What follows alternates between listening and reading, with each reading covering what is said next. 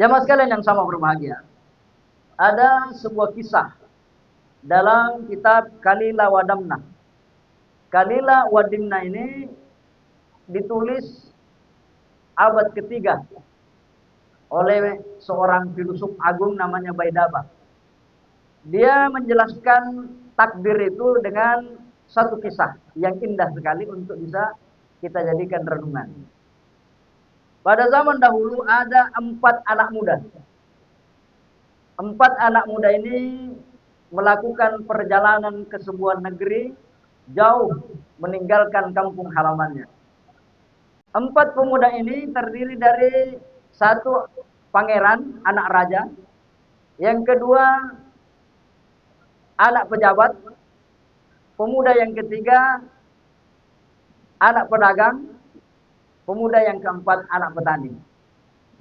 Keempatnya ini bersahabat, melakukan perjalanan menuju suatu negeri yang jauh sekali. Setelah melakukan perjalanan panjang, akhirnya mereka kehabisan bekal. Pakaiannya sisa, yang ada tersisa pada badannya. Sudah tidak ada lagi isi dompetnya. Maka sampailah mereka di pinggiran sebuah kota. Akhirnya mereka musyawarah. Berkatalah sang pangeran,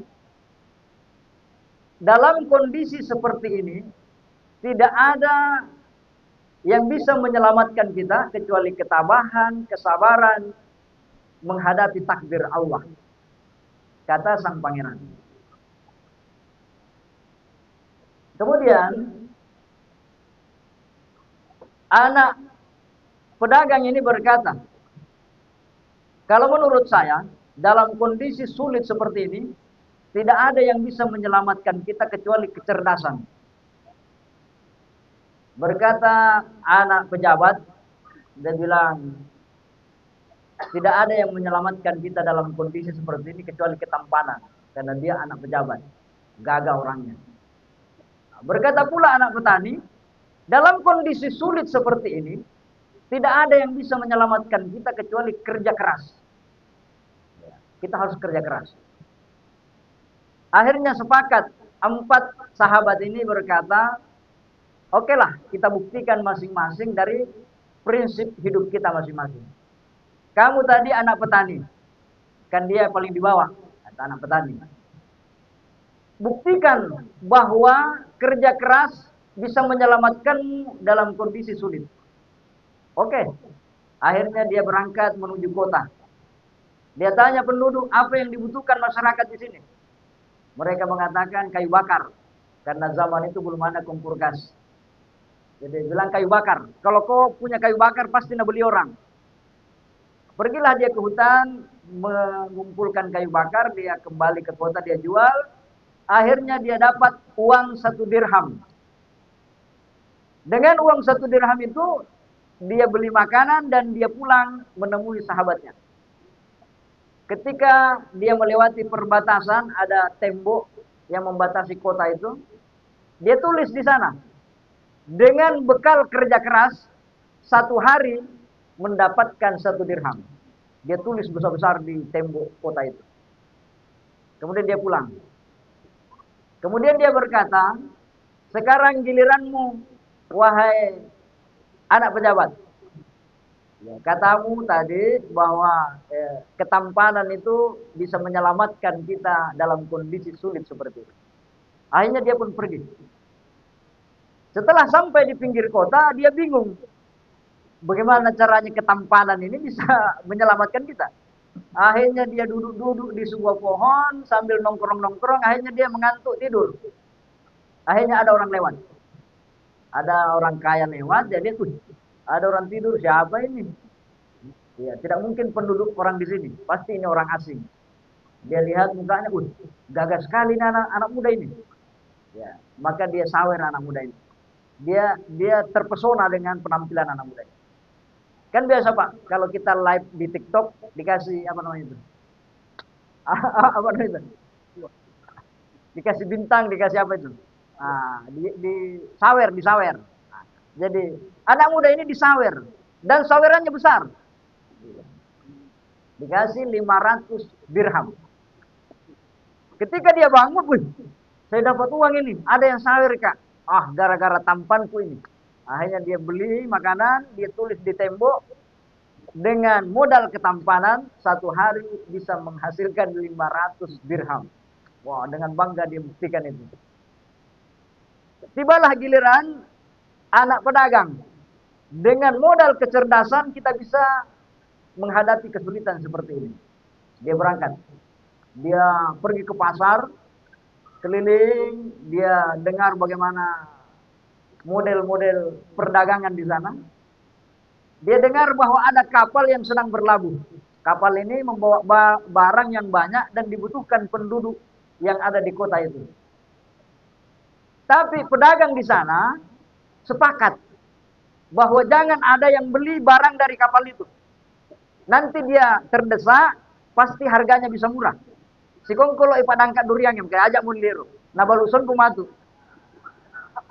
Si bici mana maka ajak mundir. Kumelo ni bonjok matu dapat li. Ya li sempo nih.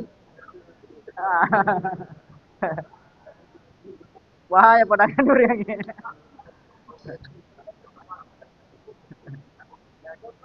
Anak muda ini mendengar kesepakatan pedagang itu. Akhirnya dia diam-diam dia pergi menemui para pedagang yang membawa barang di atas kapal itu.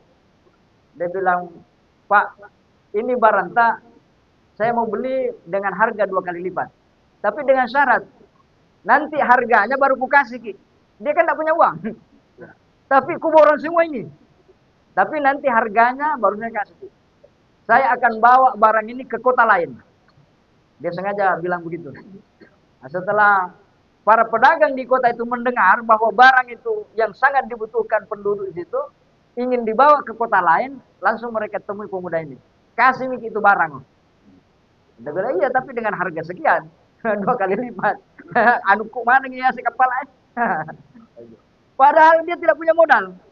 Nah, itulah modal kecerdasan namanya. Kekuatan negosiasi.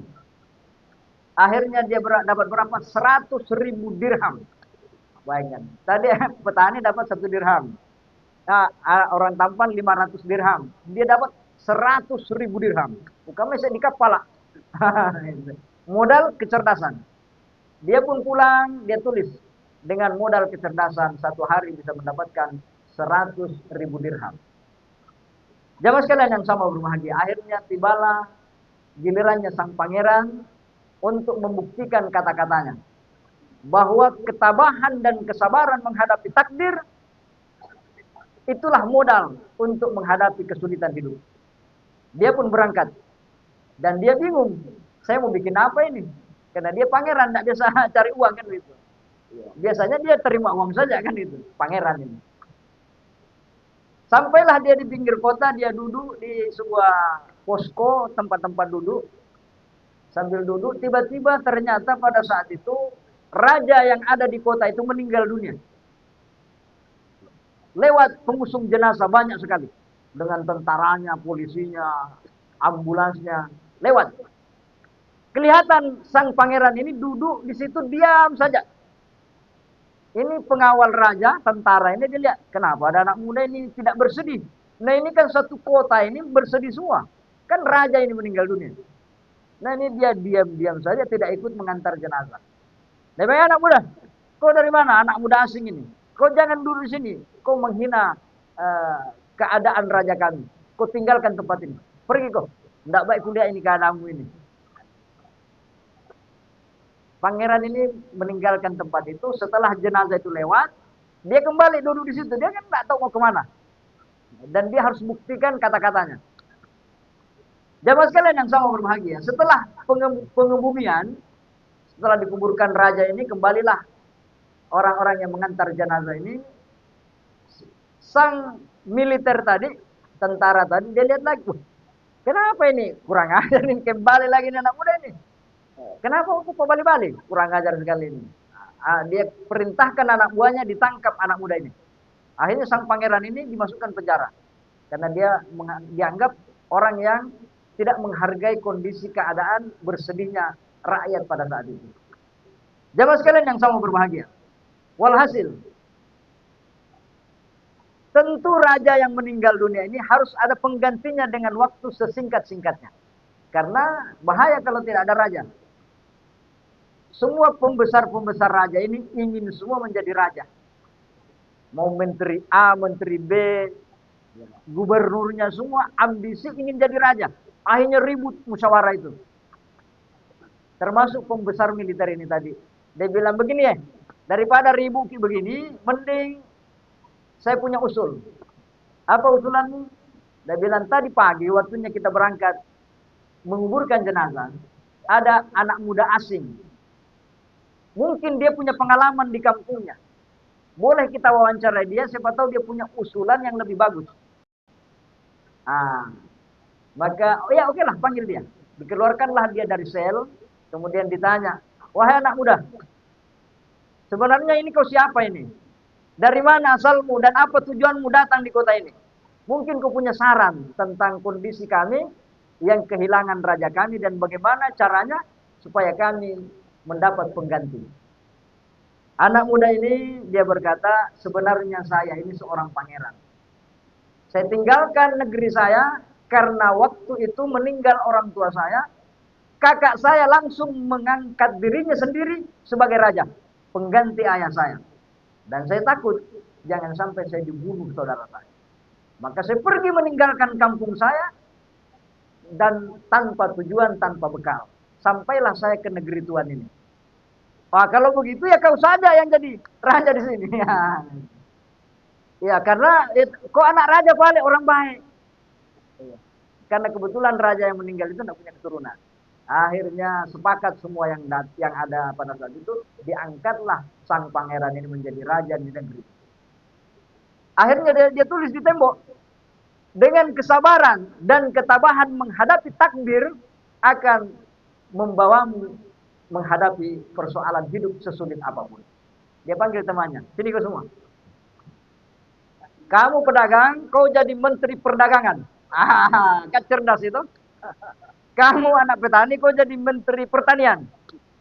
Kau ini bahaya, kau ini kan modal tampan sih. Nak kasih uang, bahaya ngucap anak darah matu itu. Dia kasih uang dengan banyak supaya dia tinggalkan kampung itu. Kok ini ambil ini uang banyak ini, tinggalkan ini. Bahaya kau tinggal di sini, kamu modal tampan sih. Jamaah sekalian yang sama berbahagia. Artinya apa? Bahwa takdir hidup itu akan mengantarmu kemana tujuan hidupmu. Kadang kita berpindah dari satu pekerjaan ke pekerjaan lain-lain, akhirnya nanti, engkau boleh jamaah-jamaah makan jalan ada. Kenapa saya tidak terpikir dulu? Ya karena memang Allah belum mentakdirkan itu. Jamaah sekalian yang sama berbahagia. Jadi apa kata Allah Subhanahu wa taala dalam Al-Qur'an? Falam taqtuluhum walakinallaha qatalahum wa ma ramaita idz ramaita walakinallaha rama waliyubliyal mu'minina minhu bala'an hasanah. Tidaklah engkau membunuh mereka wahai Muhammad ketika engkau membunuh mereka. Tidaklah engkau melempar mereka pada waktu engkau melempar, akan tetapi Allah lah yang melempar mereka. Waliyubliyal mu'minin, dan Allah memberi ujian kepada orang mukmin balaan hasanah, ujian yang baik. Jadi ujian itu baik, kata ayat ini. Innallaha sami'un alim, sesungguhnya Allah Maha mendengar dan Maha mengetahui. Ayat ini ingin menyampaikan kepada kita bahwa yang membuatmu sukses Allah, yang membuatmu gagal adalah kehendak Allah.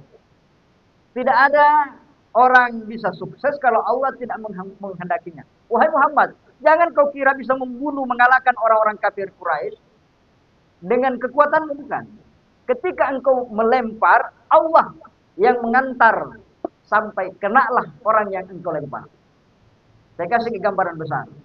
Sehebat-hebatnya Lionel Messi, sehebat-hebatnya Ronaldo, pasti pernah gagal. Kenapa? Ya karena yang menjadikan bola itu masuk, itu kehendak Allah. Kadang bolanya kena tiang, kadang bolanya melambung, kadang dia jatuh belum kena tendang. Kenapa? Elokna Allah Ta'ala. Artinya apa? Bahwa silakan berusaha, silakan bekerja, Silakan berpikir, silakan merancang. Tapi hasil akhirnya Allah yang menentukan. Dengan meyakini itu maka hidup tenang. Takbir itu bukan menyuruh kita malas.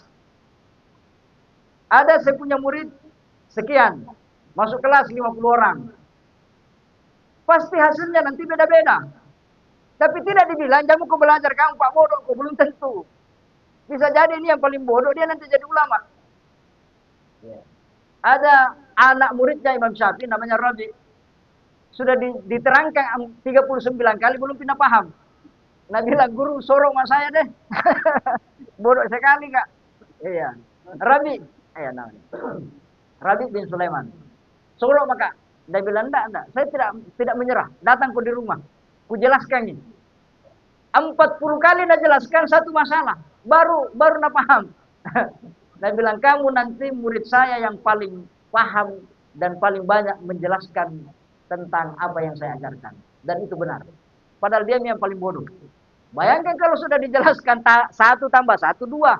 40 kali 1 tambah 1, 2. Napa paham? Itu contohnya. Nah, tugas kita adalah berusaha, tugas kita adalah bekerja keras. Tapi hati kita tetap tenang. Kenapa? Karena kita yakin takdir itu hasil akhirnya Allah yang menentukannya. Baik itu kematian, baik itu jodoh, baik itu rezeki, jemput kerja keras kok. Kalau ada perempuanmu suka, ya dekati. Kenalan, ta'aruf namanya. Sudah itu ya lamar. Berhasil atau tidak, hasil akhirnya Allah. Oh berarti tanda jodohku, Pak Dena jadi. Silakan jemput jodohmu. Tapi hasil akhirnya Allah yang menentukan. Ya. Begitu juga dengan rezeki. Kadang kita yang tanam itu sawit, tapi orang lain yang panen. Maksudnya, itu ada letak. Kan itu. Misalnya, ada orang bangun perumahan, tiba-tiba belum pindah nikmati itu tinggalkan orang yang tempati. Apa namanya? Itu takdir. Tapi kadang juga tiba-tiba kita duduk di rumah diam, tiba-tiba datang telepon kita Tuhan mau ya. Oh, alhamdulillah Pak. Cocok itu metan asap Pak itu. Apa itu? Ya rezeki. Jadi serahkan segalanya hasil akhirnya kepada Allah, tapi berupayalah engkau sekuat dirimu. Itulah nilai pahala dalam diri kita. Jadi Rasulullah SAW itu beliau tahu bahwa pertolongan Allah pasti datang. Ketika perang Khandaq, 15.000 pasukan kafir Quraisy musyawarah, apa yang kita lakukan ini ya Rasulullah? Ada wahyu yang turun? Rasulullah mengatakan tidak ada wahyu. Siapa yang punya usul di antara kalian? Salman Al-Farisi dia bilang, dia orang Persia, orang Iran. Orang Iran itu dari dulu Pak. Dia bangsa yang kuat. Dia bilang, di negeri kami di Persia, kalau ada perang begini kita gali parit yang luas, yang tidak bisa melompati kuda. Kuda yang paling kuat. Oh kalau begitu, bagaimana kalau di Madinah ini kita gali parit? Maka disebutlah perang itu perang Khandaq namanya. Perang parit. Karena kuda yang paling kuat tidak bisa melompati itu. Bayangkan itu. Kira-kira eskapator lah yang gali itu kalau sekarang. Tapi di zaman itu digali pakai linggis. Pakai sekopang.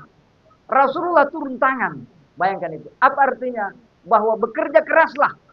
Hasil akhirnya Allah. Ketika datang kafir Quraisy mengepung kota Madinah, mereka terhalang oleh parit itu. Maka mereka bikin kemah. Berkemah di sana sekitar 15 hari. Datang badai pasir. Di malam yang gelap terbang tendanya, terbang perbekalannya, belanganya, piring-piringnya terbang semua. Akhirnya dia bilang, lebih baik mundur. Jadi yang menggagalkan mereka bukan parit. Yang menggagalkan perang Khandaq itu adalah pertolongan Tuhan. Tetapi usahanya Rasulullah hanya menahan pasukan itu. Artinya apa? Selalu ada usaha, setelah sesuai kemampuan kita, serahkan hasil akhirnya. Pasti pertolongan Allah akan datang. Nah begitu. Tidak Rasulullah, pokoknya ada mukjizat. Enggak begitu yo. Bekerja keras dulu. Jamaah sekalian yang sama berbahagia. Jadi kalau ada hama, pancu, semproi. Moko bagus buahnya sawi mo pupui jangan anu berdoa saja di masjid den cocok itu pupu iolo semproi serina pada cengi palapana. Nah, baru menunggu hasil akhirnya dari Allah Subhanahu wa taala. Kok masem ko sawi na may buahnya aku boleh buah. Elok na pun Allah taala kan gitu. Yang penting buahnya banyak kan gitu. Jamaah sekalian yang sama berbahagia, mungkin ini yang sempat saya sampaikan bisa menjadi bahan renungan bagi kita dalam menghadapi takdir hidup kita yang tidak ada mengetahui, jangankan 10 tahun, 50 tahun akan datang, 1 menit ke depan kita tidak tahu apa yang akan terjadi. Jamaah sekalian yang sama berbahagia, minallahil musta'an wal istiqlal. Assalamualaikum warahmatullahi wabarakatuh.